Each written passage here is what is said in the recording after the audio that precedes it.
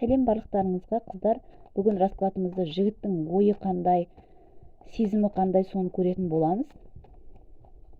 Жігітіңізді ойлаңыз, өзіңізді де ойлаңыз.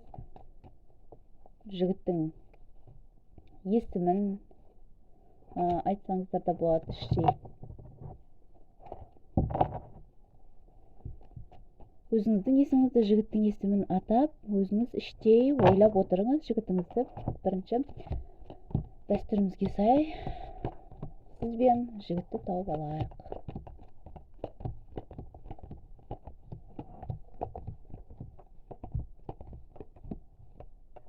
Жігіт шықты. Енді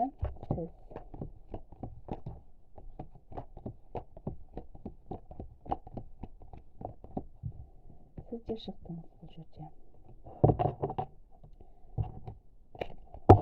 Енді бірінші сіздердің характеристикаларыңызды айтып алайын. Жігітті айтатын болсам, бұл жерде жігіт король пентакли болып шығып тұр. Яғни бұл дегеніміз жігіттің знак зодиакасы бойынша овен болуы мүмкін, козерог болуы мүмкін, бірақ бұл маңызды емес.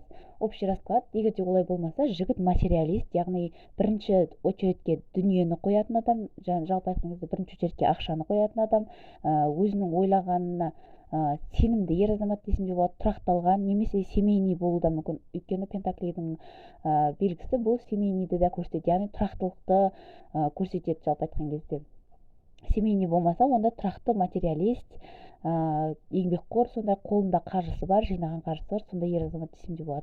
Және де бұл жерде көрсетіп тұрған бойынша, бұл ер азамат өмірінде көп нәрсеге, жетістікке жеткен, өзінің жәндегі арманы бар. Мүмкін бұл ер азамат танымал болуы да мүмкін, көпшілікке танымал болуы да мүмкін. Жалпы айтқан кезде тағы да бұл екінші карта бұл жерде тұрақтылықты көрсетіп тұр, ер азаматтың тұрақтылығын көрсетіп тұр. Яғни көбінесе асықпайтын ер азамат, барлығын ойлап барып шешім қабылдайтын ер азамат.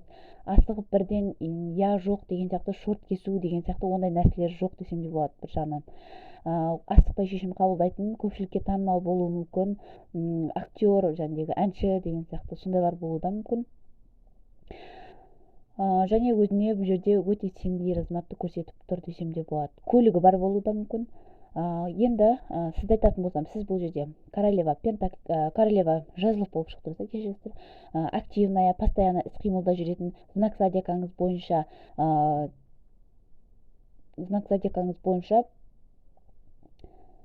стрелец болуыңыз мүмкін, және де бұл жерде арыстан болуыңыз да мүмкін. Бірақ бұл маңызды емес. Егер де знак зодиакаңыз олай болмаса, сіз өте активная, сондай пысық, бір жағынан интуицияңыз да мықты дамыған, түс көру деген сияқты, алдын ала болатын нәрсені сезіп қою, түс арқылы көру деген сияқты сондай әрекеттерді көрсетіп тұр. Бұл жерде сіз жақтан интуицияңыз жақсы дамыған, және де сіз қазіргі сәтте өзіңіздің жәндегі жұмысыңыз бір орында отырып істейтін жұмыс болғанымен, бұл жерде общий расклад, кейбіреулерде бір орында отырып жасайтын жұмыс көрініп тұр, біреулерде активно қимылдап жүретін адамдарды көрсетіп тұр. Яғни бұл общий форматтағы расклад болғандықтан екі жақты да көрсетіп тұр. Өйткені сіз постоянно қимылдасыз, бірақ қазіргі сәтте сіз өміріңізде бір нәрседен бас тарттыңыз, немесе өміріңізде бір нәрсе аяқталды, бір жерден қаржы алып отырдыңыз, мысалға үкіметтен деген сияқты, ол нәрсе тоқтады деген сияқты. Өміріңізде бір нәрсенің аяқталуы болған, яғни завершение болған, немесе қарым-қатынас үзілді ма деген сияқты. Бір нәрседен яғни бас тартуға мәжбүр болғансыз, яғни тоқтаған деген сияқты нәрсені көрсетіп тұр. Өйткені башня бұл жерде бұзылған нәрсені көрсетіп тұр, немесе сіз жұмысыңызда аздаған конфликт болуы да мүмкін. Кез келген адаммен, жұбыңызбен, туыстарыңызбен араларыңызда кішкене конфликт болып қалған болуы да мүмкін. Енді жігіт екеуіңіздің араларыңызды көре кететін болсам, бұл жерде жігіт бұл жерде ойлайды, сіздің жаныңызда басқа бір ер азамат бар деп ойлайды. яғни поклонниктер бар, немесе сіз замужная болуыңыз да мүмкін, өйткені жезловый мына жерде пара болып шығып тұрса, ал мына жақта пентакли болып шығып тұр, король. Постоянно сізді ойлайды, сіздің жаныңызда ер азамат бар болғанмен, сізді бәрібір басқаратын ер азамат бар болғанмен, сіз өзіңіз независимая екен деп ойлайды бұл жерде ер азамат сізді. Көбінесе сіз өз күшіңізге өзіңіз сенетін, ешкімнің айтқанын тыңдамайтын, сондай өзіңіздің дегеніңізбен бір нәрсе болса дереу атакаға шығуға дайын тұруыңыз да мүмкін. Бұл жерде общий расклад болғанша біреулер дереу күш жұмсауға дайын тұруыңыз да мүмкін да. Ал біреулеріңіз жаңағы ойша, яғни сөзбен атакаға шығатын адам болуыңыз да мүмкін. Қазіргі сәтте осы жігітпен жасырып отырған жігітіңізде араңызда аздаған конфликт, түсініспеушілік болып жатқан болуы да мүмкін. Араларыңызда балалар болуы да мүмкін. Немесе мына жерде шығып отырған басқа бір ер азамат екеулеріңіздің араларыңызда бала болуы мүмкін. Бұл жерде общий расклад болғандықтан жан-жақты көріп жатырмын. Және де сіз бұл жерде өте мудрый болып тұрсыз.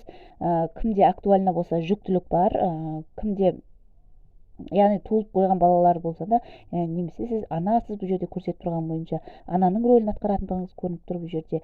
Как будто бұл жерде сіз ер азаматқа, ер азамат сізді қамқорлығына алып емес, жасырып отқан ер азамат. Наоборот, сіз оны баласы құсатып, өбектеп, соң айтқан істеп, соң ығына жығылып, солай жүретін болуыңыз да мүмкін, ықтималдығы өте жоғары көрсетіп тұр. Енді басты тақырыбымызға көшейік, жігіттің ойын көрейік. Жігітіңіз сіз туралы не ойлайды?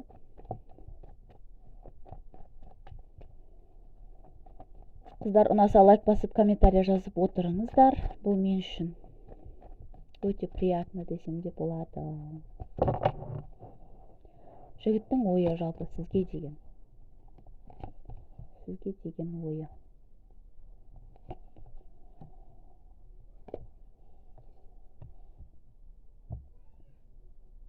Бұл жерде ер азамат сізбен жеңіл қарым-қатынасты қалап тұрған жоқ, ешқандай да, яғни кездесу, тек қана интимдік қарым-қатынас, кездесу, келу, кету деген сияқты ондай нәрсені қалап тұрған жоқ мүлдем. Яғни ер азамат сізбен кәдімгідей романтикалық кездесуді ұйымдастырғысы келіп тұр ойында. Яғни бұл ер азаматтың ойынша сізбен жеңіл қарым-қатынас құру емес, нақты прям енді үйлену деп те айта алмаймын, бірақ серьезный қарым-қатынасқа көшу керек деген сияқты сондай ойды ойлап отыр. Яғни сізбен қазір жеңіл қарым-қатынаста болатын болса, этапты жоғарылату керек, қарым-қатынасымызды бұдан да жақсырақ ету керек деген сияқты сондай ойларды ойлап отыр. Тағы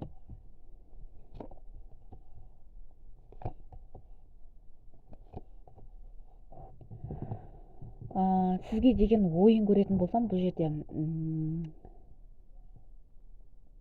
көбінесе бұл жерде ер азамат өзінің ойындағы нәрселерді, яғни сізге өтірікті тез ұйымдастырып жіберетін ер азамат болуы да мүмкін бұл жерде.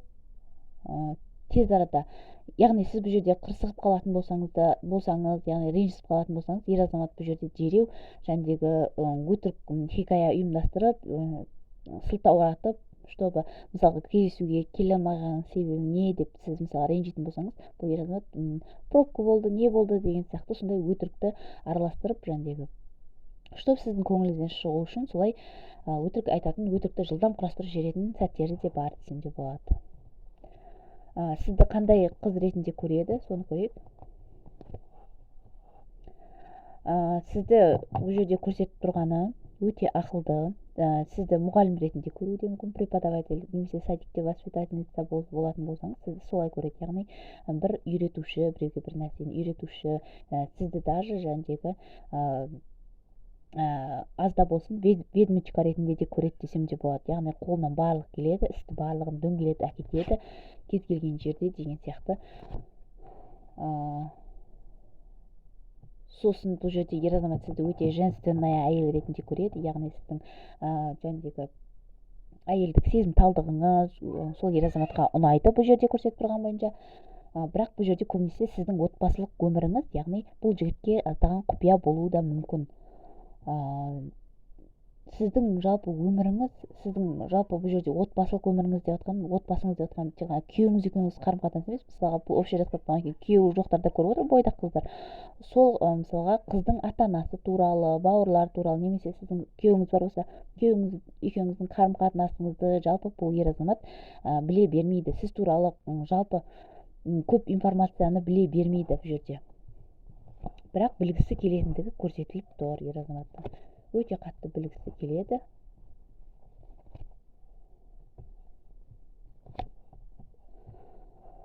Бұл жерде ер азамат сізді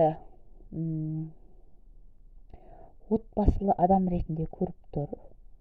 Немесе сіздің өзіңіздің отбасыңыз болуы мүмкін, күйеуіңіз, өзіңіздің жеке отбасыңыз болуы мүмкін, ер азаматтан басқа.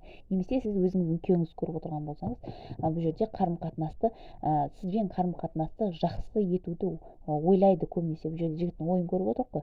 Сізбен жақсы қарым-қатынас болған қалайды, тұрақтылық болғанын қалайды, екеулеріңіз отбасылық қарым-қатынас болсаңыздар, отбасылық қарым-қатынастың үзілгенін қаламайды бұл жерде ер азамат. Араларыңызда жәндегі тұрақтылық болғанын қалайды. Даже бұл жерде басында да көрсетіп тұрған бойынша, яғни жеңіл қарым-қатынасты қаламайды, бұл жерде тұрақты қарым-қатынасты қалайтындығы көрініп тұр ғой.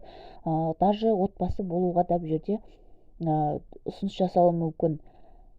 Немесе отбасылы болсаңыздар, әрі қарата нығайтып, ажырасуды мүлде ойлап отырған ер азамат емес десем де болады. Қарым-қатынаста болсаңыз да, мүлде қарым-қатынасты үземін деген сияқты ондай ойды ойлап отырған жоқ ер азамат.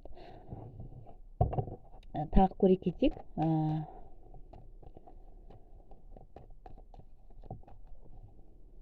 жалпы сіз деген кезде бұл ер азамат не ойлайды, соны көрейік.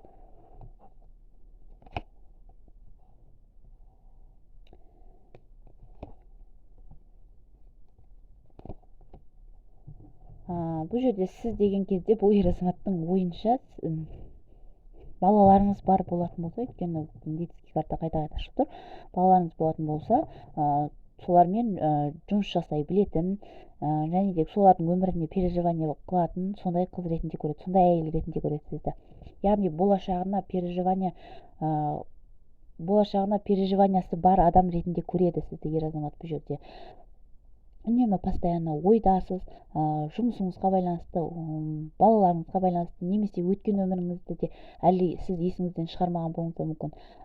Соның барлығын сізді жалпы айтқан кезде постоянно переживанияда, уайымда, өткен өмірін де болашағын да ойлап жүретін сондай